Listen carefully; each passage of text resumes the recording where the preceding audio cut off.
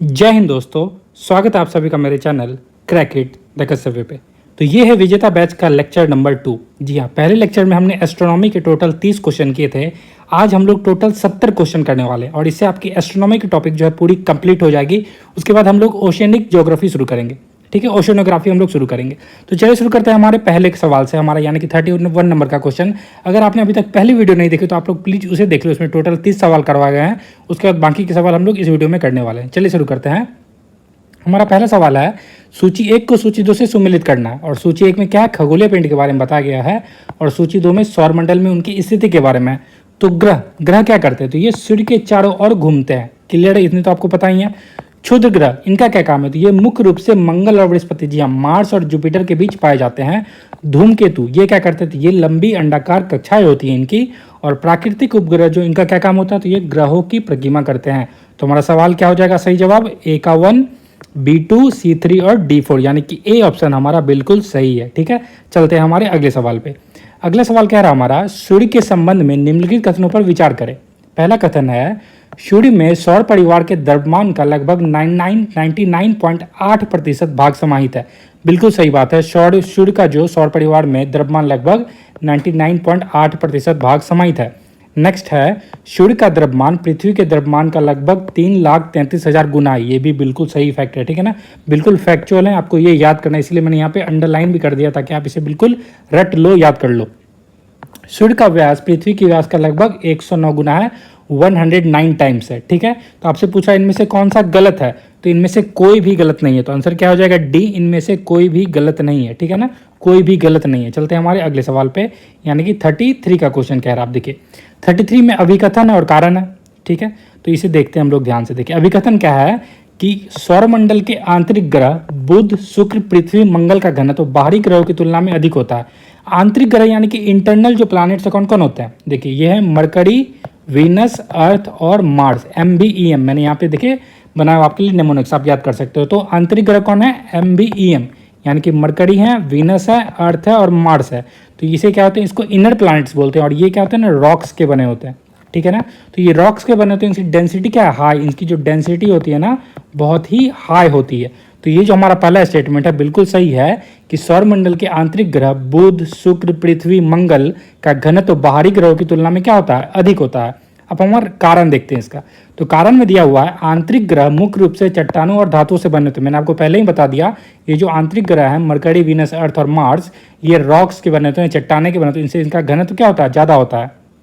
जबकि बाहरी ग्रह जो है ये गैसियस होते हैं। ठीक है ना, गैस के बने होते हैं। कौन कौन से याद रखिएगा, JSUN, यानी कि जुपिटर, सैटर्न, यूरेनस और नेपच्यून। ये क्या है, गैसियस प्लांट है। प्लूटो अब प्लानिट नहीं है। ठीक है ना, प्लूटो को हम लोग ड्वार्फ प्लानिट कहते हैं। ठीक है ना, बौना ग्रह कहते हैं, इसे याद रखिएगा।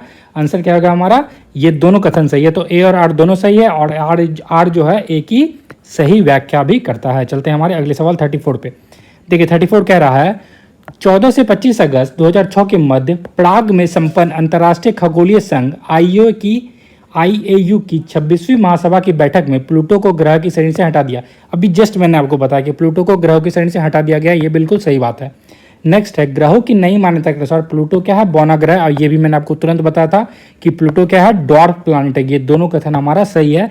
आंसर हो जाएगा ए और आर दोनों सही है और आर जो है ए की सही व्याख्या करता है। चलते हैं हमारे अगले क्वेश्चन 35 पे।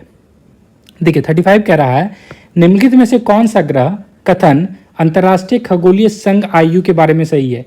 तो IU के बारे में यानी कि इंटरनेशनल एस्ट्रोनॉमिकल यूनिट के बारे में कौन सा, यूनियन के बारे में कौन सा कथन सही है, तो यह ग्रहों के वर्गीकरण से संबंधित निर्णय लेता है। ये बिल्कुल सही बात है। ठीक है ना, ये क्या करता है, ग्रहों के वर्गीकरण से संबंधित निर्णय लेता है। इसमें दिया हुआ है इसकी स्थापना 2006 में हुई थी, नहीं, इसकी स्थापना तो 1919 में ही हो गई थी। तो याद रखिएगा IAU की स्थापना 1919 में ही हो गई थी।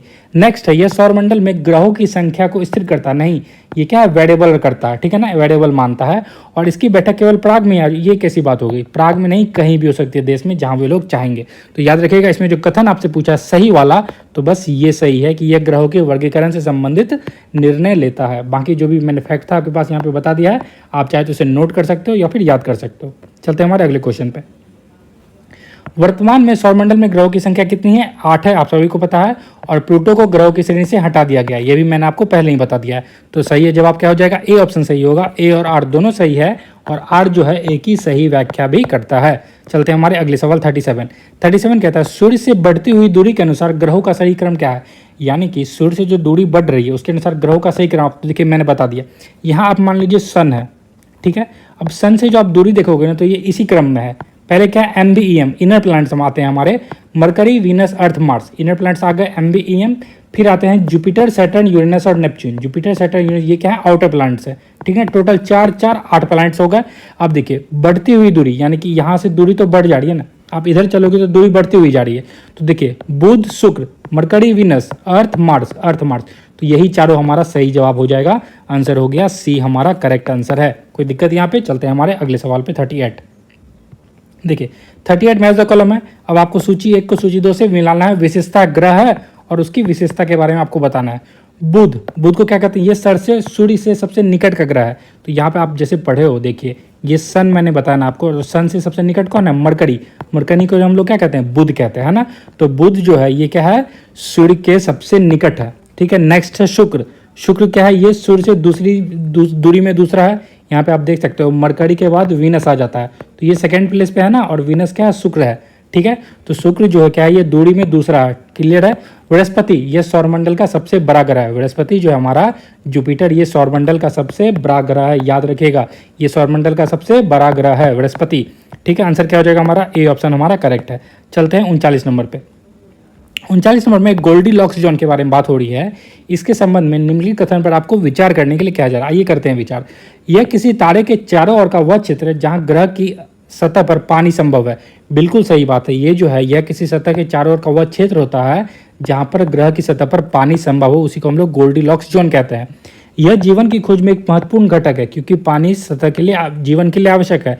देखिए यह जीवन की खोज के लिए एक महत्वपूर्ण घटक है। जिस भी प्लांट के बारे में बताया जाएगा कि वहाँ पे गोल्डी लॉक्स जोन है, तो इसका मतलब कि वहाँ पे जीवन हो सकता है, उत्पन्न हो सकता है।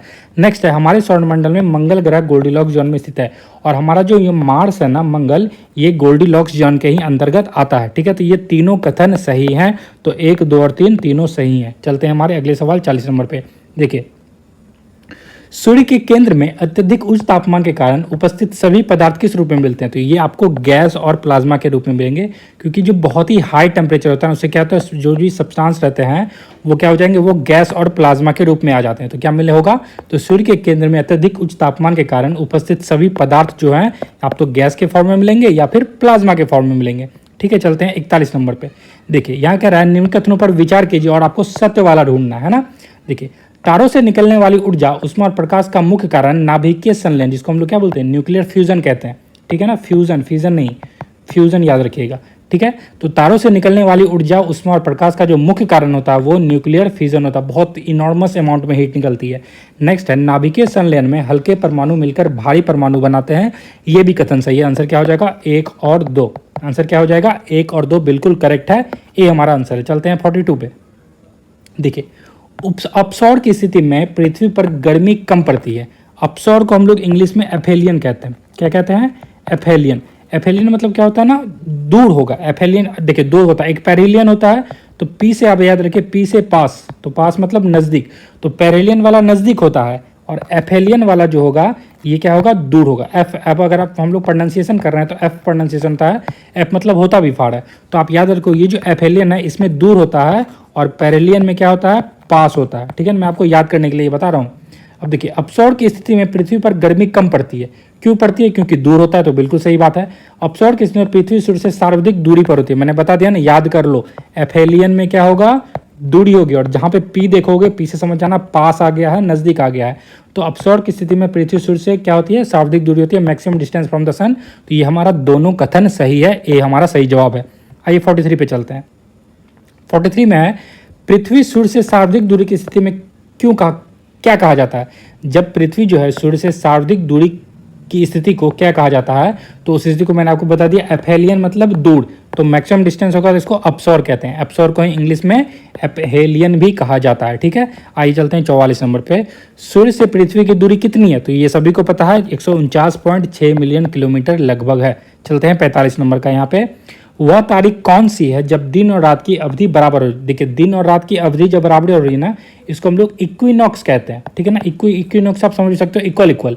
तो जब दिन और रात की अवधि बराबर हो जाती है तो इसे इक्विनॉक्स कहा जाता है। ये होता है एक बार 21 मार्च को और ये एक बार होता है 23 सितंबर को। हमारे ऑप्शन में 21 मार्च नहीं दिया गया है तो हम लोग 23 सितंबर पे टिक कर देंगे। तो याद रख लीजिए इक्विनॉक्स कब होता है, 21 मार्च और 23 सितंबर। याद करिए इक्विनॉक्स कब, 21 मार्च और 23 सितंबर। चलते हैं हम लोग नेक्स्ट क्वेश्चन पे। विषुव जिसको इक्विनॉक्स कहते हैं, वर्ष में वो दो अवधियां जब दिन और रात बराबर होते हैं वो दिन पड़ते हैं। अभी मैंने आपको बताया ना कब कब, 21 मार्च और 23 सितंबर। ऑप्शन ए हमारा बिल्कुल करेक्ट है। चलते हैं 47 पे। जहां साल भर दिन और रात बराबर होते हैं वह स्थान है। तो इक्वेटर पे क्या होता है, साल भर रात और दिन बराबर होते हैं, इसको हम लोग क्या कहते हैं, भूमध्य रेखा कहते हैं, ठीक है। तो जहां साल भर दिन और रात बराबर होते हैं वह स्थान है भूमध्य रेखा होता है हमारा। चलते हैं हमारे 48 नंबर के क्वेश्चन पे। देखिए उत्तरी गोलार्ध में ग्रीष्म क्रांति के समय दिन की अवधि 12 घंटे में किस स्थान पर रहेगी। तो उत्तरी गोलार्ध में यानी कि नॉर्दर्न वेस्ट में ग्रीष्म संक्रांति, जिसको हम लोग समर सॉल्स्टिस कहते हैं, कुछ दिन की अवधि 12 घंटे कहाँ रहती है, तो भूमध्य रेखा पे रहती है, इक्वेटर पे रहती है। याद रखिएगा ग्रीष्म संक्रांति को समर सॉल्स्टिस कहा जाता है। नेक्स्ट चलते हैं हमारे 49 नंबर के क्वेश्चन पे। उत्तरी गोलार्ध में वर्ष का सबसे छोटा दिन कब होगा। अब देखिए उत्तरी गोलार्ध में वर्ष का सबसे छोटा दिन कब होगा, तो ये विंटर सॉल्स्टिस। ऐसे देखते हो विंटर के टाइम में ना दिन छोटा होने लगता है, आप लोग पता होगा ये चीज। तो उत्तरी गोलार्ध में सबसे छोटा दिन कब होगा, विंटर सॉल्स्टिस में होगा, जो कि 21 दिसंबर को होता है, ठीक है। तो विंटर सॉल्स्टिस कब होता है, 21 दिसंबर को होता है, याद रखिएगा। अब देखिए वर्ष का सबसे लंबा दिन कौन सा है, तो जब आपको यहाँ पे नहीं दिया हुआ ना गोलार्ध हेमिस्फीयर नहीं, तो याद रखो जब नहीं दिया है तो वहाँ पे वो नॉर्दर्न हेमिस्फीयर की बात कर रहा है। जब आपसे वो साउदर्न हेमिस्फीयर की पूछेगा ना तो आपको बता देगा कि साउदर्न हेमिस्फीयर की बात हो रही है। तो वर्ष में सबसे लंबा दिन कब होगा, तो ये 21 जून को होगा, ठीक है ना। गर्मियों के टाइम में दिन ऐसे भी लंबा होता है, तो 21 जून होगा, ठीक है। नेक्स्ट दक्षिणी गोलार्ध में सबसे लंबा दिन, तो अब दक्षिण गोलार्ध में चल गए तो सबसे लंबा दिन तो कहाँ, 22 दिसंबर को। उत्तरी गोलार्ध में जिस टाइम में दिन छोटे होने लगते हैं दक्षिणी गोलार्ध में दिन लंबे होने लगेंगे, तो 22 दिसंबर में दक्षिणी गोलार्ध में सबसे लंबा दिन होगा।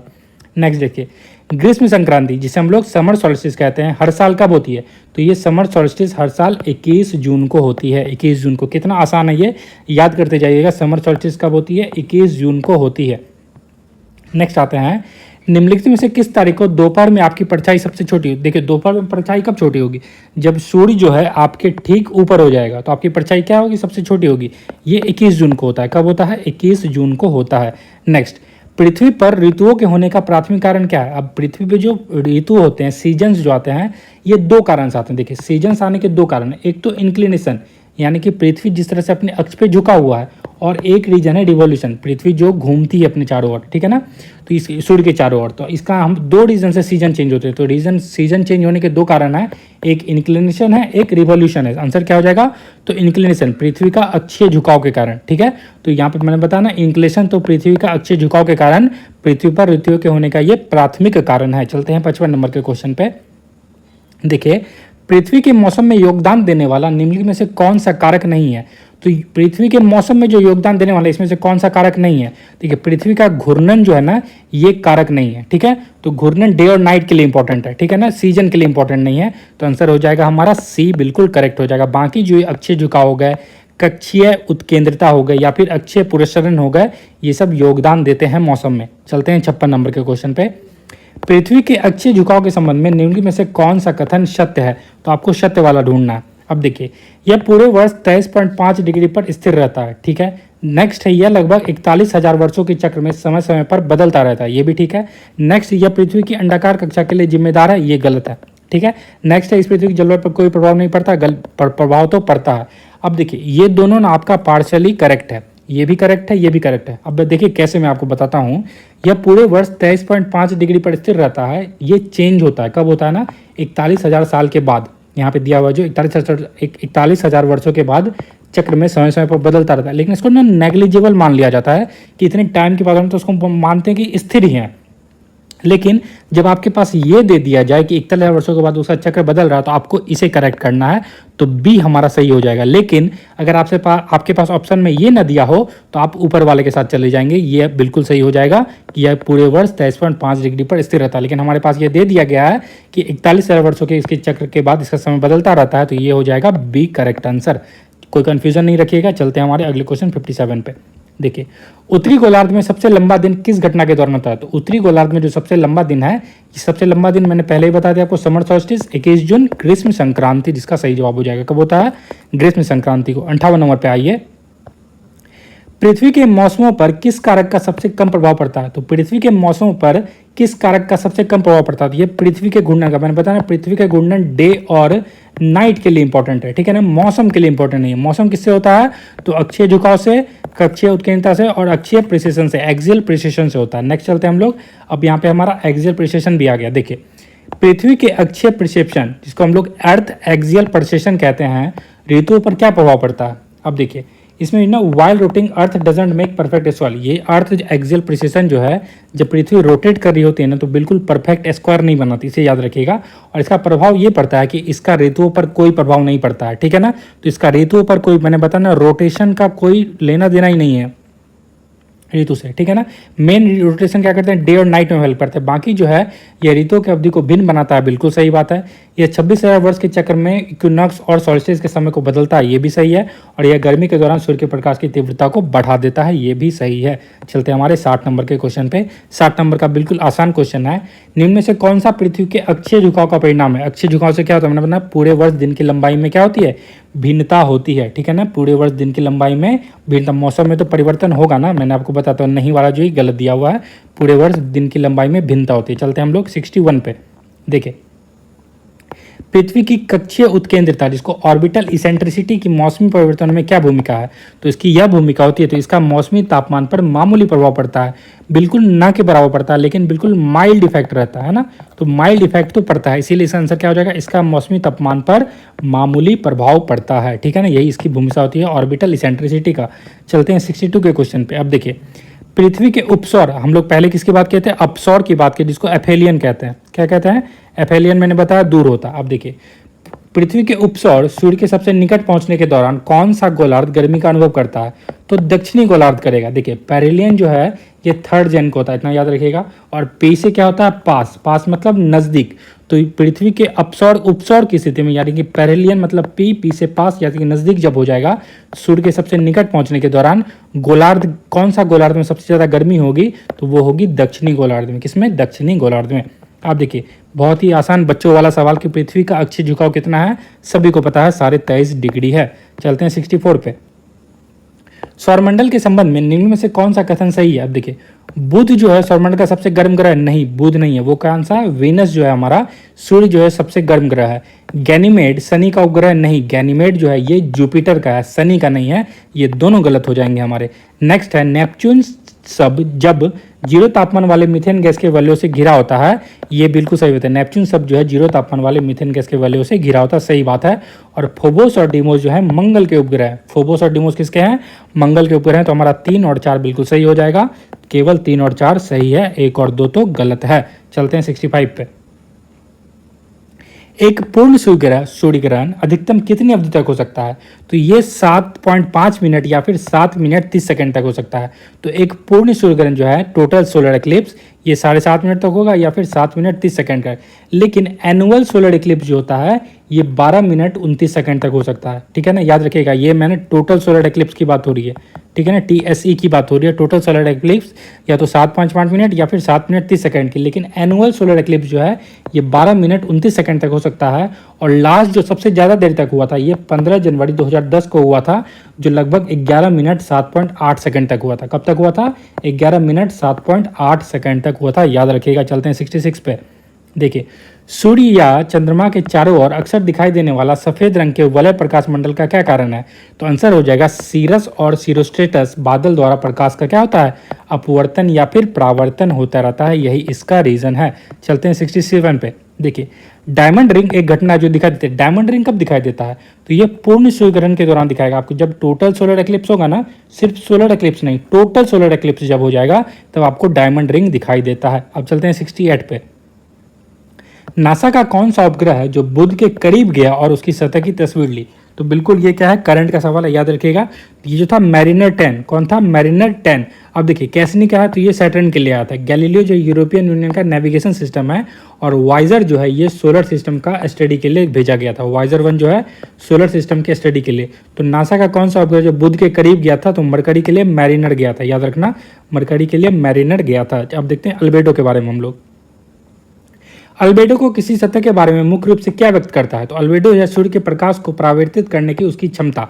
तो अल्बेडो जो है ना, यह मेनली है क्या, तो ये सूर्य के प्रकाश को परावर्तित करने की जो उसकी क्षमता है उसी को हम लोग अल्बेडो कहते हैं। चलते हैं 70 नंबर के क्वेश्चन पे। अत्यधिक मात्रा में सूर्य का प्रकाश प्राप्त करने के बावजूद बुध पृथ्वी जितना चमकीला क्यों नहीं है, तो इसका आंसर हो जाएगा, इसकी जो अल्बेडो है ना पृथ्वी से अधिक है। तो इसका जो अल्बेडो होता है ना वो क्या होता है, पृथ्वी से अधिक है, वो ज़्यादा परावर्तन कर देता है। ठीक है, नेक्स्ट चलते हैं हम लोग 71 नंबर पे।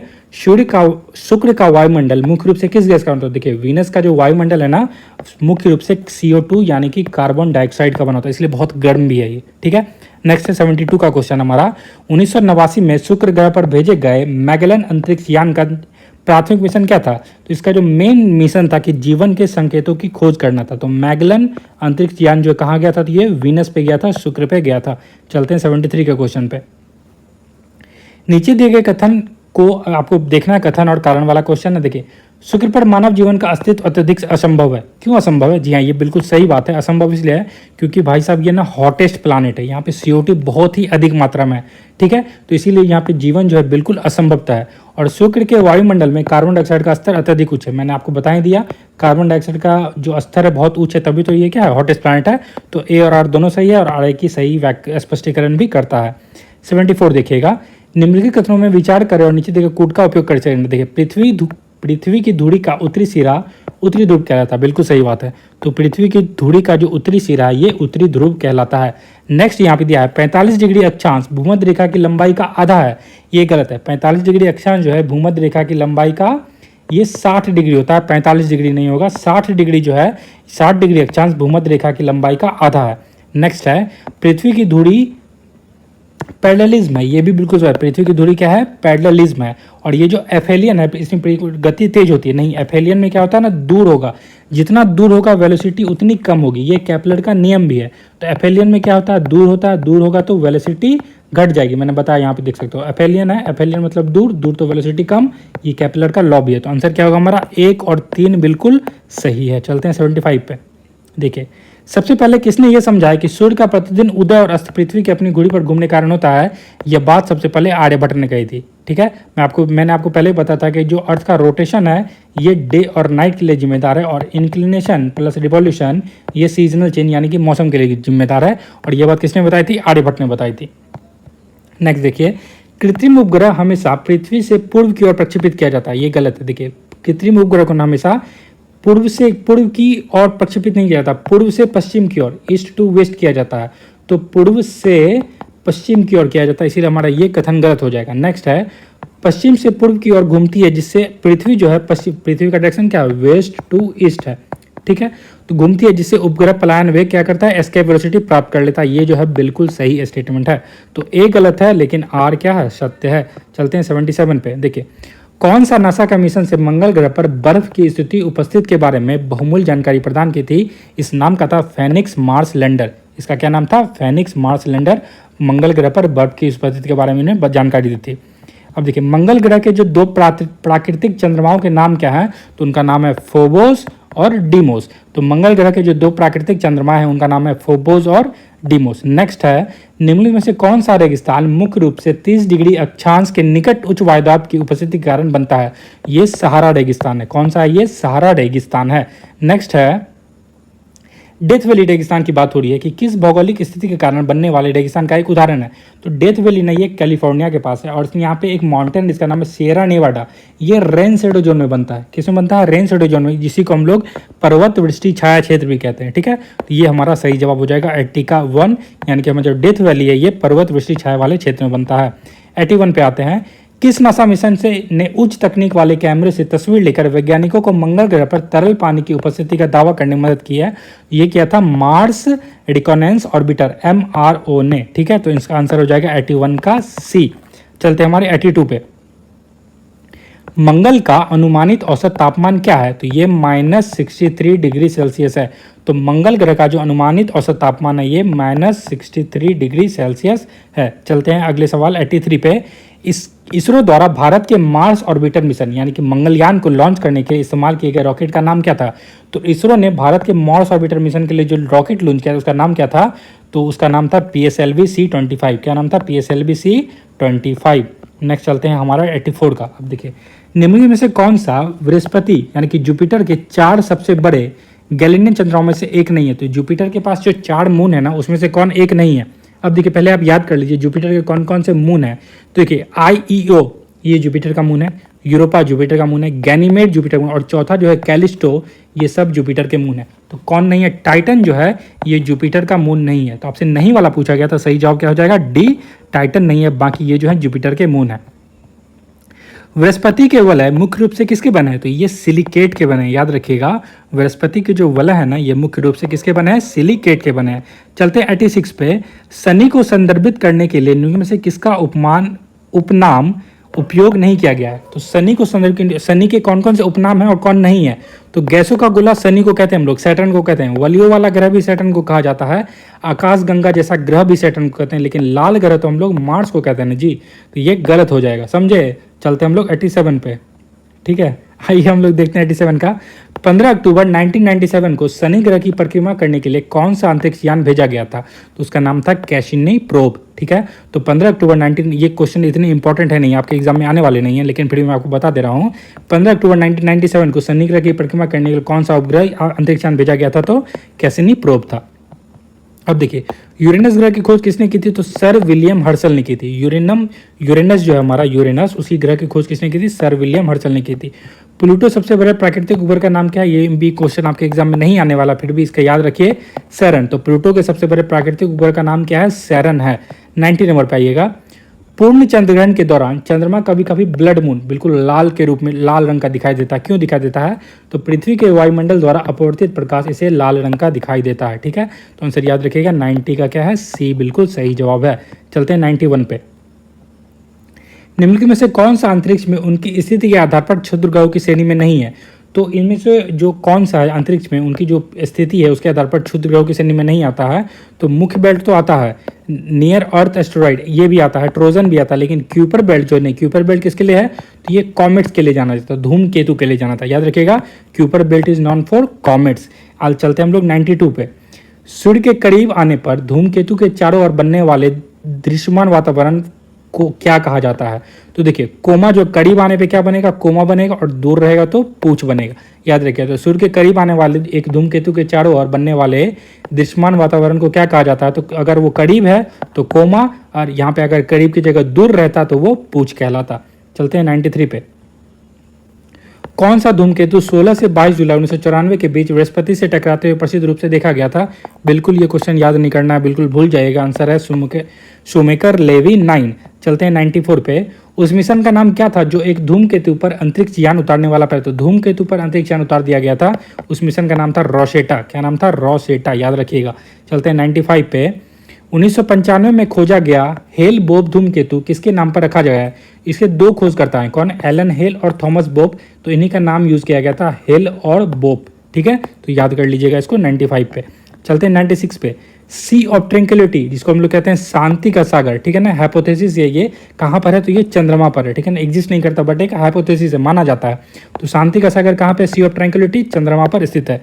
चंद्रग्रहण किस स्थिति में होता है? तो पूर्णिमा, जब पूर्णिमा होगा तभी चंद्रग्रहण होता है, इसे याद रखिएगा। चंद्रग्रहण किस स्थिति में होता है? तो पूर्णिमा की स्थिति में। चलते हैं 98 पे। ब्लू मून की घटना कब होती है? तो यह 1 महीने में जब 2 पूर्णिमाएं हो जाती हैं तब ब्लू मून की घटना होती है। तो ब्लू मून की घटना कब होगी? जब 1 महीने में 2 पूर्णिमाएं हो जाएंगी तो ब्लू मून की घटना होती है। 99 पे आते हैं। अलास्का के पास अंतर्राष्ट्रीय तिथि रेखा के मुड़ने के कारण इस रेखा के साथ ग्लोब पर 2 स्थानों के बीच की दूरी के लिए इसका निहितार्थ है। इसका क्या निहितार्थ है? तो रेखा पर 2 स्थानों के बीच न्यूनतम दूरी मौजूद नहीं हो सकती है, ठीक है। तो अलास्का के पास अंतर्राष्ट्रीय तिथि लाइन, इसको हम लोग इंटरनेशनल डेट लाइन भी कहते हैं, आईडीएल, के मुड़ने के कारण इस रेखा के साथ ग्लोब पर 2 स्थानों के बीच की दूरी के लिए इसका जो निहितार्थ ये है कि रेखा पर 2 स्थानों के बीच न्यूनतम दूरी मौजूद नहीं हो सकती है। बिल्कुल सही आपका ये। चलते हैं 100 नंबर और हमारा आज का लास्ट सवाल है ये, निम्नलिखित में से कौन सी जल संधि अंतर्राष्ट्रीय तिथि रेखा के सबसे निकट है? तो ये है बेरिंग जल संधि। कौन सी है? बेरिंग जल संधि जो है ये अंतर्राष्ट्रीय तिथि रेखा इंटरनेशनल डेट लाइन के सबसे निकट है। तो इसी के साथ आपका एस्ट्रोनॉमी का ये चैप्टर है पूरी तरह से यहाँ पे कंप्लीट हो जाता है। ठीक है, अगर आपको ये वीडियो पसंद आया तो लाइक कीजिएगा, अपने दोस्तों के साथ शेयर करिएगा और कमेंट जरूर करिएगा। Thank you so much. मेरा ये चैनल सब्सक्राइब करें और मेरे हर अपडेट आपको मिले, इसके लिए बेल आइकन जरूर दबाइएगा। आप सभी को मेरी ढेर सारी शुभकामनाएं।